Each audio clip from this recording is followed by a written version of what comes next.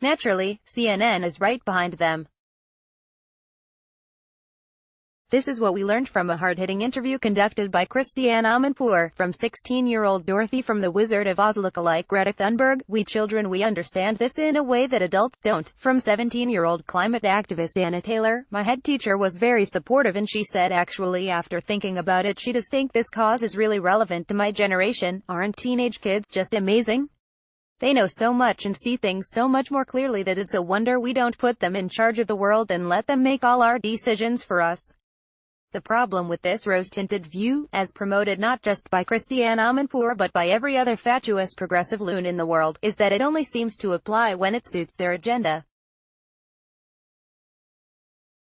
Notice how quickly they change their attitude in the case of teenagers like Shamima Begum, the unrepentant ISIS bride who just wants to come back to Britain so that she can live off the welfare of the evil kuffar and rear little baby jihadists. Begum ought to fit perfectly into the category of empowered teenagers we saw praised by that silly liberal newspaper columnist I quoted the other day. It is clear that the slushy, drippy, apathetic snowflakes whom adults love to deride are more impressive, articulate and engaged than many MPs. They are also passionate about their causes rather than their future careers, unlike most of the cabinet. Yes. What could be less slush, drippy, apathetic, and snowflakey, or more passionate, about a cause, than going out to a Syrian hellhole, pledging your allegiance to the black flag of ISIS and serially impregnating yourself with the semen of bearded killers rank with the blood of the Yazidis and Shias and Christians they've raped, crucified and beheaded? Oddly, though, the liberal left has been slow to praise Begum's commitment and political activism. Instead, what progressives everywhere are claiming is that Begum was too young, at 15, the same age as Greta Thunberg when she started her campaigning, to know what she was doing when she went out to Syria. That she was just an impressionable innocent who was radicalized by dark outside forces. So, on the one hand, teenagers know what's best and should be heeded at every turn and promoted in unchallenging interviews on TV.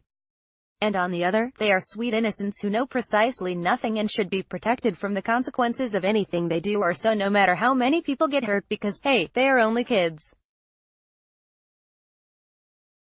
The truth, of course, that kids are merely the useful idiots of the adults pulling their strings. In the case of climate change, for example, children have long been used as pawns to advance the watermelon, green on the outside, red on the inside, sustainability agenda.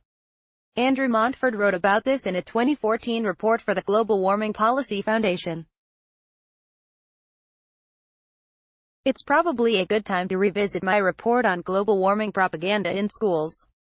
https://t.co/9vjdes307, Bishop Hill, ad Ascension, February 14, 2019. One interesting footnote here is the name of the conservative minister who pushed the green agenda back in the 1990s. The environmental torch was taken up by all the main UK political parties during the 1990s.